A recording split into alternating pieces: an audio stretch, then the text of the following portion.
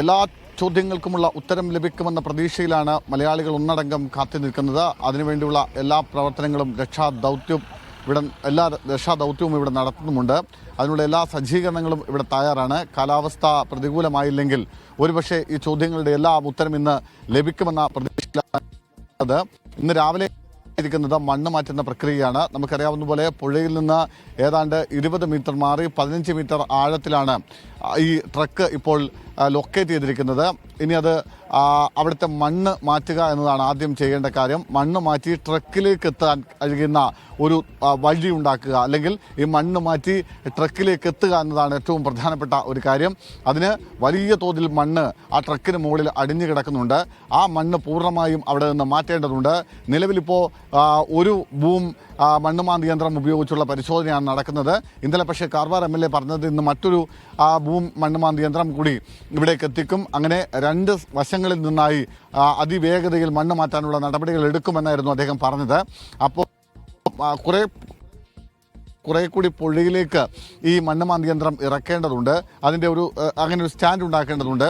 അതിനുള്ള ശ്രമങ്ങൾ ഇപ്പോൾ നടന്നു വരുന്നുണ്ട്. ഇന്നലെ അത് പാതിവഴിയിൽ ഉപേക്ഷിച്ചു പോകേണ്ട സാഹചര്യമുണ്ടായി. ഇന്ന് പക്ഷേ അവിടെ ഒരു പ്ലാറ്റ്ഫോം ഉണ്ടാക്കാനുള്ള ഒരു ശ്രമമാണ് ഇപ്പോൾ നടത്തിക്കൊണ്ടിരിക്കുന്നത്.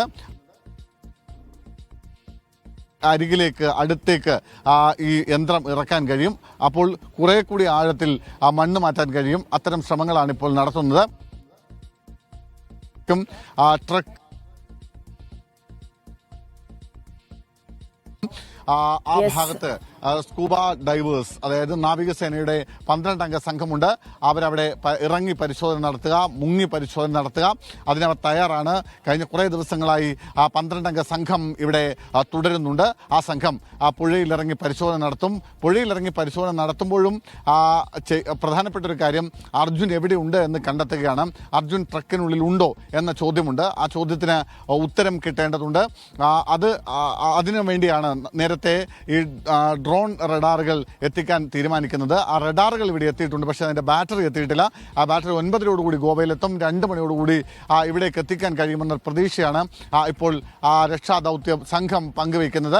അങ്ങനെയാണെങ്കിൽ അതിനുശേഷം മാത്രമായിരിക്കും ഈ ഡ്രോൺ ഉപയോഗിച്ചുള്ള പരിശോധന നടത്തുക. ആ ഡ്രോണിന് ഏറ്റവും അത്യാധുനികമായ ഡ്രോണാണിത്. അതിന് ചില പ്രത്യേകതകളുണ്ട്. അതിൻ്റെ ഏറ്റവും പ്രധാനപ്പെട്ട കാര്യമെന്ന് പറയുന്നത് ഏതാണ്ട് 20 മീറ്റർ ആഴത്തിൽ വരെയുള്ള വാഹനങ്ങൾ, ഒപ്പം മനുഷ്യ ശരീരങ്ങൾ, അങ്ങനെ എന്തെങ്കിലും ഉണ്ടെങ്കിൽ അത് പെട്ടെന്ന് ഐഡന്റിഫൈ ചെയ്യാൻ കഴിയും. നേരത്തെ സിക്കിം പ്രളയത്തിലൊക്കെ ഇത് ഉപയോഗിച്ചതാണ്. അന്ന് 36 വാഹനങ്ങളും 16 മൃതദേഹങ്ങളും ഒക്കെ ഈ ഡ്രോൺ ഉപയോഗിച്ചാണ് കണ്ടെത്തുന്നത്. അതുകൊണ്ട് ആ ഡ്രോൺ ഉപയോഗിച്ചൊരു പരിശോധന നടത്തുകയാണെങ്കിൽ ഈ ട്രക്കിന്റെ ഏത് പൊസിഷനിലാണ്, ഏത് ഭാഗത്താണ് അർജുൻ ഉള്ളതെന്ന് കണ്ടെത്താൻ കഴിയും. അങ്ങനെയാണെങ്കിൽ ആ ഭാഗം മാത്രം കേന്ദ്രീകരിച്ചുകൊണ്ട് ഈ മുങ്ങൽ വിദഗ്ധർക്ക് ഈ ട്രക്കിനരികിലേക്ക് എത്തുക എന്നതായിരുന്നു ഇന്നലത്തെ പ്ലാൻ. പക്ഷേ ആ പ്ലാനിൽ ചെറിയ മാറ്റം ഉണ്ടാവുന്നു. കാരണം ഡ്രോൺ എത്താൻ വൈകും. സ്വാഭാവികമായും അതിനു മുമ്പ് മണ്ണ് മാറ്റി ട്രക്കിലേക്ക് എത്താൻ നാവികസേനയുടെ സംഘം അവിടെ ഇറങ്ങി പരിശോധന നടത്തുമെന്നാണ് ഇപ്പോൾ നമുക്ക് അറിയാൻ കഴിയുന്നത്. അത്തരത്തിലുള്ള നടപടികളാണ് ഇപ്പോൾ അതിവേഗതയിൽ പുരോഗമിച്ചുകൊണ്ടിരിക്കുന്നത്.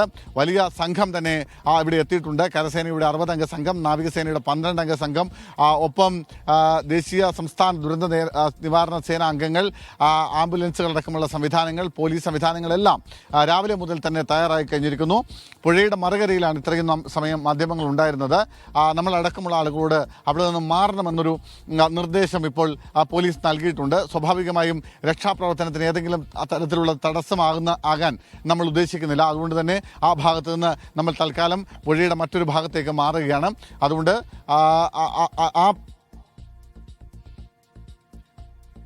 സുനിൽ, അത് തന്നെയാണ് മാധ്യമപ്രവർത്തകർക്കും കിട്ടിയിരിക്കുന്ന നിർദ്ദേശം. ഇന്നിപ്പോൾ രക്ഷാപ്രവർത്തന സ്ഥലത്ത് നാവികസേനകൾ മാത്രമേ ഉണ്ടാകുള്ളൂ. പുഴയുടെ മറ്റൊരു ഭാഗത്തേക്ക് മാറി നിന്നുകൊണ്ട് റിപ്പോർട്ട് ചെയ്യേണ്ടതുണ്ട്. ദൃശ്യങ്ങൾ ലഭിക്കുന്ന മറ്റൊരു ഭാഗത്തേക്ക് തന്നെ മാറി നിൽക്കാൻ കഴിയുമെന്ന് പ്രതീക്ഷിക്കുന്നുണ്ട്. കാരണം രക്ഷാദൗത്യം നടക്കുക എന്നുള്ളതാണ് ഏറ്റവും പ്രധാനപ്പെട്ടത്. കാരണം അർജുനായുള്ള കാത്തിരിപ്പ് തുടരുന്ന 10ാം ദിവസമാണ്.